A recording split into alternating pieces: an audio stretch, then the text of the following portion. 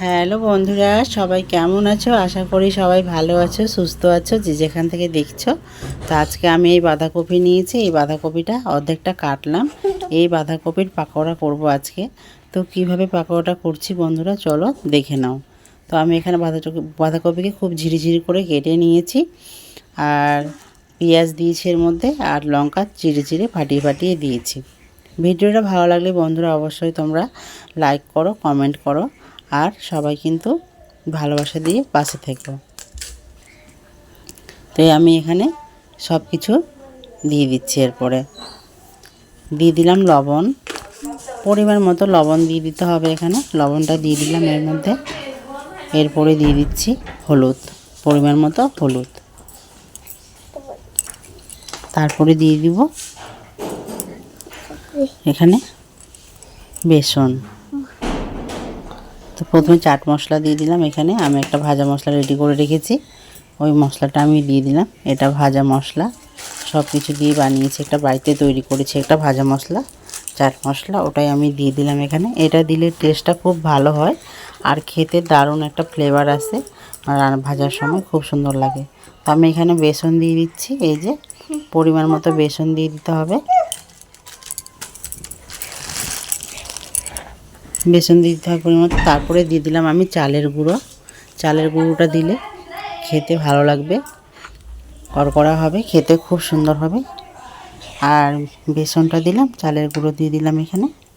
আর আমি এখানে গ্যাসটা কিন্তু গ্যাসে কড়াইটা বসিয়ে দিয়েছি। তারপরে দিয়ে দিলাম এর মধ্যে তেল। তো আমি সাদা তেলে এটা ভাজবো। তোমরা চাইলে এটা লাল তেলে, সরষের তেলেও ভাজতে পারো, আরও স্বাদ হবে, ভালো লাগবে খেতে। আমি সাদা তেলে ভাজবো। তো আমি এটা সব কিছু দিয়েছি এখানে, দিয়ে ভালো করে মেখে নেব এবার।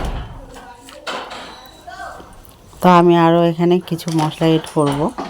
এখানে দিয়ে দিলাম আমি সামান্য কালো জিরে, দিয়ে এটাকে ভালো করে হাত দিয়ে চটকি চটকি মাখতে হবে খুব সুন্দর করে।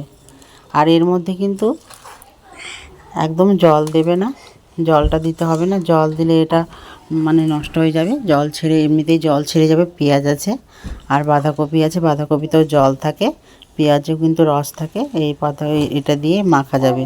তো শুকনো হাতে ভালো করে চটকি চটকি মেখে নিতে হবে।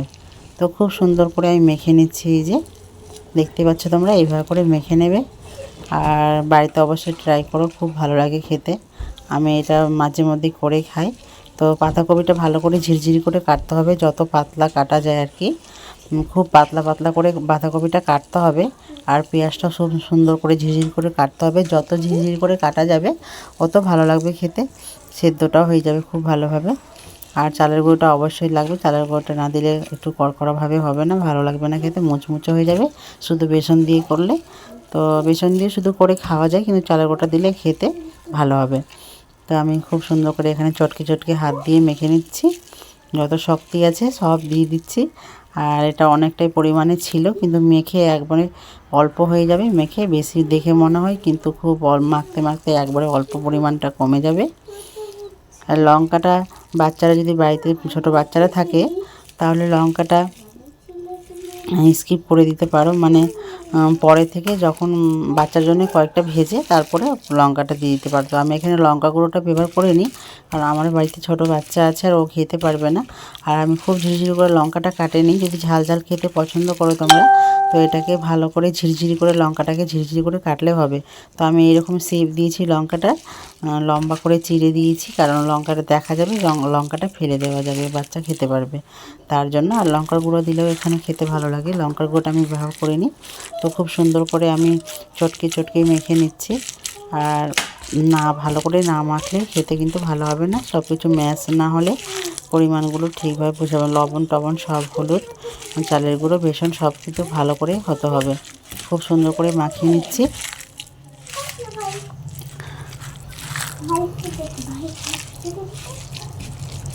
যত শক্তি আছে ভালো করে মেখে নিচ্ছি। তো এখানে আমার এক ফোঁটাও জল লাগেনি, আমি এমনি শুকনো দিয়ে মেখেছি। জল দিতে হবে না, এর মধ্যে একটুকু জল ব্যবহার করিনি আমি। তো আমার এই যে ভালো করে সব সুন্দর করে মাখানো হয়ে গেছে। আর আমি আরও পাতলা করে কাটতাম, কিন্তু আমার কাছে খুব টাইমটা কম ছিল, আমি খুব ঝিঝি করে কাটতে পারিনি বাঁধাকপিটা, আর পেঁয়াজটাও খুব ঝিরি করে কাটতে পারিনি। তো যতটা পেরেছি ঝিঝি করে কেটে নিয়েছি। খুব তাড়াহুড়া থাকে রান্নার সময়, আর আমার আজকে দেরি হয়ে গেছে, তাই আমি খুব পাতলা করে কাটতে পারিনি। তো এইভাবে করে কাটলেও হবে, মানে ভালো লাগে খেতে, খুব ভালো লাগে। পাতলা করে কাটলে আরও সুন্দর হয়।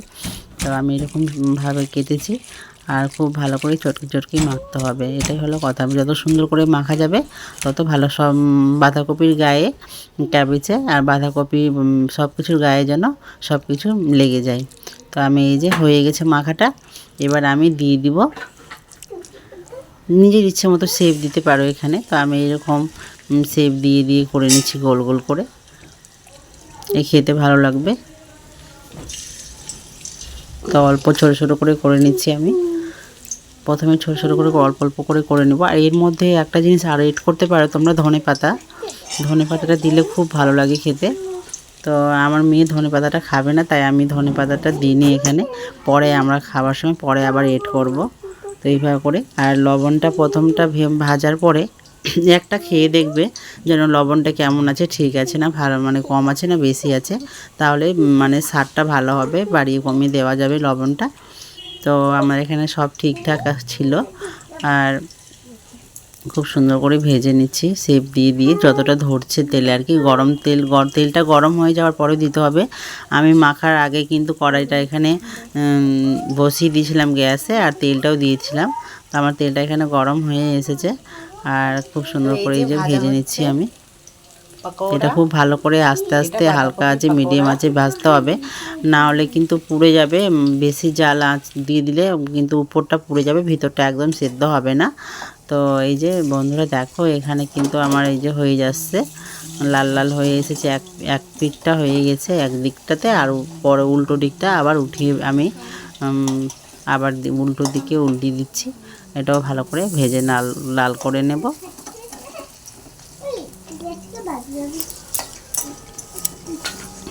খুব সুন্দর করে ভেজে নিতে হবে, বা উল্টে পাল্টে তেলে ডুবো তেলে ভাজতে হবে। ডুবো তেলে ভাজলে বেশি ভালো লাগে খেতে। এটা সরষের তেলেও ভেজে খাওয়া যায়, খুব সুন্দর টেস্ট লাগে খেতে। তো আমি সাদা তেলে বেশি ভাজি, কারণ আমাদের বাড়িতে সব সাদাতে সব পেটের সমস্যা হয়ে যায় বেশি সাদা তেলে লাল তেলে খেলে। আমার খুব ঠান্ডা লেগেছে, তাই গলার ভয়েসটা একটু মানেই হয়ে গেছে।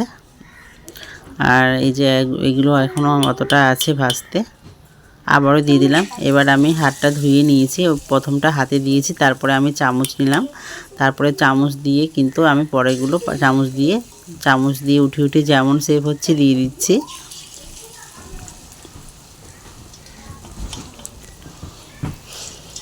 এইভাবে করে ভেজে খেতে খুব ভালো লাগে গরম গরম ভাতের সাথে, রুটির সাথে। আর বন্ধুরা তোমরা কিন্তু অবশ্যই সবাই লাইক করো, আর পাশে থেকেও কমেন্ট করে জানাবে কেমন লাগলো। অবশ্যই বাড়িতে ট্রাই করে খেয়ে দেখো, এরকম খুব ভালো লাগে খেতে। আর আমি এই ভাজা মশলাটা দিয়েছি, ওই জন্য আরও স্বাদটা বেড়ে গেছে। ভাজা মশলাটা আমি বাড়িতে তৈরি করেছি, ভাজা মশলার রেসিপিটা আমি দিয়ে দিব, এখনও দেওয়া হয়নি। আমি এই যে লঙ্কাগুলো এরকম ফাটিয়েছি, তোমরা দেখে বুঝতেই পারছো বন্ধুরা। যতটা ধরবে এখানে তেলের মধ্যে অতটা দিয়ে দিব। আমাদের বাড়িতে খুব পছন্দ করে এই ক্যাবেজ পাকোড়া, বাঁধাকপির পাকোড়াটা খুব ভালো লাগে খেতে। তো আমার এখানে এই যে এটা হয়ে এসেছে, এটা হয়ে গেছে, আর ওটা মেয়ে খাবে। আর এখানে আরেকবার করে নিলাম, এটাও হয়ে গেল। তারপরে আমি এখানে দিয়ে দিয়েছি ধনেপাতা কুচি করে। এবার আমি এটা ভেজে নেব। সত্যি একটা দারুণ রেসিপি, দুর্দান্ত খেতে, অসাধারণ স্বাদ, খেতে দারুণ লাগে। তোমরা এটা, আমি বারবার করে বলছি, এটা লাল তেলে করে খেলেও খুব ভালো লাগবে খেতে। আমি সাদা তেলে করেছি, লাল তেলে করলে স্বাদটা আরও দ্বিগুণ বেড়ে যাবে।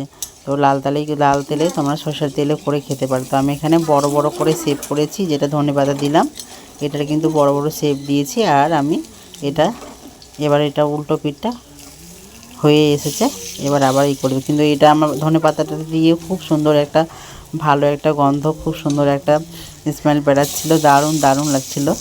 তো গন্ধটা খুব ভালো, আর খেতে খুব সুন্দর লাগছিলো, অসাধারণ স্বাদ হয়েছে, টেস্টটা দারুণ এটার। তো এই দিকটায় এক পিঠটা হয়ে গেছে, এই উল্টো দিকটা উল্টিয়ে দিব। আমি এটাও লাল লাল করে ভেজে নেব। খুব সাবধানে উঠাতে হচ্ছে, না হলে লেগে যাবে, ভেঙে যাবে। এটা খুব নরম থাকে ভাজার সময়, তারপরে পরে থেকে আবার শক্ত হয়ে যায়। তো আমি এই যে উল্টে পাল্টি ভালো করে ভেজে নিচ্ছি। খুব সুন্দর রেসিপি তোমাদের কাছে শেয়ার করলাম বন্ধুরা। তোমরা কিন্তু অবশ্যই দেখো, পুরো ভিডিওটা দেখবে কিন্তু। পুরো ভিডিও না দেখলে বুঝতে পারবে না আমি কি দিয়েছি, কি বলেছি এখানে।